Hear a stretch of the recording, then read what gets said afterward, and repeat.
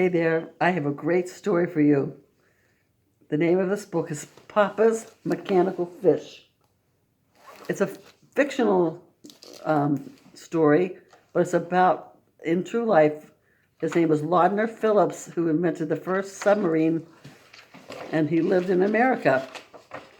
So let me read the story to you. I hope you like it. This is my Papa, and this is his backyard workshop where he spends his days thinking, tinkering, and inventing things. Hear that? Clink, clankety, clank, thump, whir. That's the sound of Papa at work. Clink, clankety, bang, thump, whir. So Papa's always working in his shop trying to invent something. There's his Papa right there.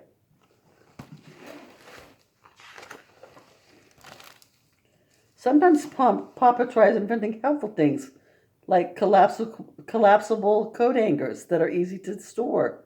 Sometimes he tries inventing unusual things like edible socks. And sometimes he tries inventing playful things that just don't work, like steam-powered roller skates. He forgot to put the brakes on them. So here he is. They're trying to eat his edible. That means he can eat them. Edible socks. Here's him upside down with his steam-powered roller skates. But not once has Papa invented anything that works perfectly. I will someday, Papa tells me. All I need is a fantastic idea. But fantastic ideas are not easy to come by. So Papa twiddles his tools and pulls his hair. He racks his brain, sighs, and stares until one day he throws down his screwdriver. Enough thinking, he cries. Who wants to go fishing? So here's Papa, just so frustrated because he wants to invent something perfect and he hasn't been able to yet.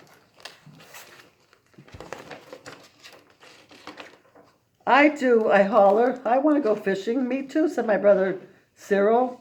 Don't forget me, adds our sister Mary. My dada, squeals the baby Wilhelmina. Woof, woof, barks our bulldog Rex. I'm so glad I brought along these poles, said Mama. So here they are going out to fish. Mama's carrying the poles and all the children are walking down the pier. We all troop out to the lighthouse pier and drop our lines into Lake Michigan. Plop, plop, plop, plop, plop. Papa, I say as we wait for a bite, have you ever wondered what it's like to be a fish? A fish, he mutters. A fish? Oh, squeals the baby. Papa's pole clatters to the pier. He leaps to his feet. He whirls me around. Verena, you're brilliant, he whoops. Then he is gone, racing back over the sand dunes to his workshop. So she asked him, what's it like to be a fish? And he came up with an idea. He's running down the pier. He told Verena, you're brilliant. Clink it, clink, clink it, clink, thump, whir. Ta-da, said Papa a few weeks later. He opens his workshop doors to reveal. What is it, I ask. It's an underwater vessel, he explains, a mechanical fish. I will dive like a salmon. I will glide like a trout. Papa's mechanical fish is so small he barely fits inside. It has a tube sticking out on the top he can breathe. He has a pole sticking out the bottom so he can push himself along the lake floor. I call it the whitefish, he says, but will it work? It was his first attempt at building a mechanical fish is called the whitefish. Will it work? We keep our fingers crossed. Goodbye, Papa, we wave. Farewell, family, he waves back. Then the whitefish is launched. Splash, but, the whitefish he waves goodbye, but, see if it works. Glub, glub, glub. Papa swims back to the pier. It almost worked, he says. Almost. Look at me soaking wet. It almost worked. Almost, I agree. I think for a minute, then ask, Papa, how do fish move through the water? With their tails, said Cyril. With their fins, adds Mary. Fish it goes, squeals the baby. Whoo! Barks Rex. I'm so glad I brought along this towel, says Mama. She wraps it around Papa's shoulders. But he's too deep in thought to notice. And so So Papa's always thinking about his inventions and how he can make it better. So they're talking to him on the pier. See what he does. Clinkety clink, bang, thump, whir. Behold, Whitefish 2. It was big enough for 2 people to sit in. It has a wooden fin on top and a wooden propeller in back. Papa pedals it like a bicycle to make it go. Goodbye, Papa, we wave. Farewell, family, he waves back. Then the Whitefish 2 is launched. Splash. It dives below the surface. Swoosh. But. So here is on his next Whitefish 2. It can fit 2 people. Let's see if it works. Crack, drip, splutter, rip.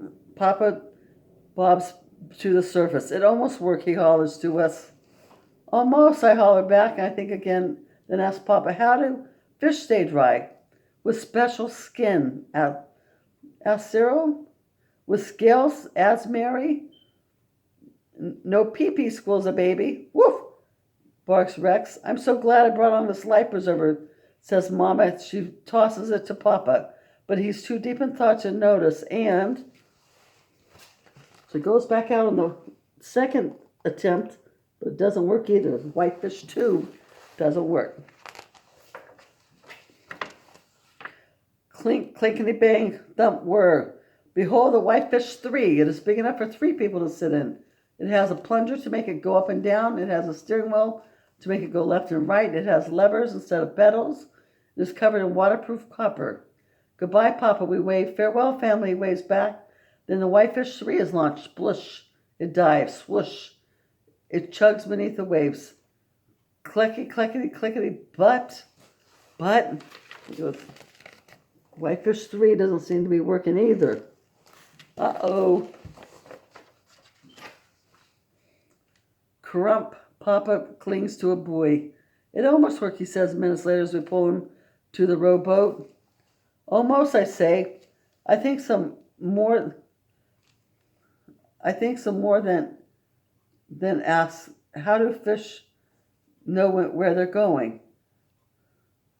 Oh, almost, I say. I think some more than asks, Papa, how do fish know where they're going? Can they see underwater, says Cyril. Do they have good eyes, asks Mary. Peekaboo, squeals the baby. Woof, barks Rex. I'm so glad I brought along these oars, says Mama. She rows towards shore. But Papa is too deep in thought to notice. So Whitefish 3 doesn't work. Let's see what happens. Now he barricades himself in his workshop. That means no one can get in. Click, clinkety, clink, thump, whir. He does not come out. Thunk, chunk, whack. We cannot go in. Tap, tap. He even covers a window so we can't peek. Zap. What's the big secret, I ask. Wait and see, Papa says. Just wait and see. Clink, clankety, bang, thump, whir. At last he flings wide open the workshop doors. Surprise! Oh, we gasp. Ah! Oh, my goodness. So they were trying to peek in, but he won't let them look until it's ready. And he calls them in, and they say, whoa. The Whitefish 4 is big enough for 7 people to sit in. It has an air cooling system, an air compressor system, an air purifying system. It has steam boiler to run the engine and a battery to run the headlights. It has velvet carpeting and comfortable chairs. Along its length are a dozen portholes. Papa grins. Who wants to go for a ride? I do. I whoop. Me too, says Cyril. Don't forget me, adds Mary. Go bye-bye, squeals the baby. Woof, barks Rex. I'm so glad I brought along lunch, says Mama. So out he comes with this huge invention. This is the first invention for the submarine. This really happened. One by one, we drop down through the hatch. Then Papa seals it behind us, takes his place at the controls, and splush, swoosh, clickety, clankety, clink. Wow. Wow, it's working. His invention, the Whitefish 4, is working. Look at them. Look at all of them sitting there. They can breathe. Oh my goodness, he did it. Hours later, we rise to the surface. We glide to the beach. We spread out a blanket and feast on ham sandwiches. Papa, I say between mouthfuls, that idea was absolutely positively fantastic. Brilliant, says Cyril. Clever, adds Mary. Yay, squeals the baby. Woo, barks Rex. I'm so glad you brought me along, says Mama. She gives Papa a big, big smooch. Then a seagull flies overhead. I toss it my bread crust. Have you ever wondered what it's like to be a bird, I ask? A bird, Papa mutters. A bird? Uh-oh, squeals the baby.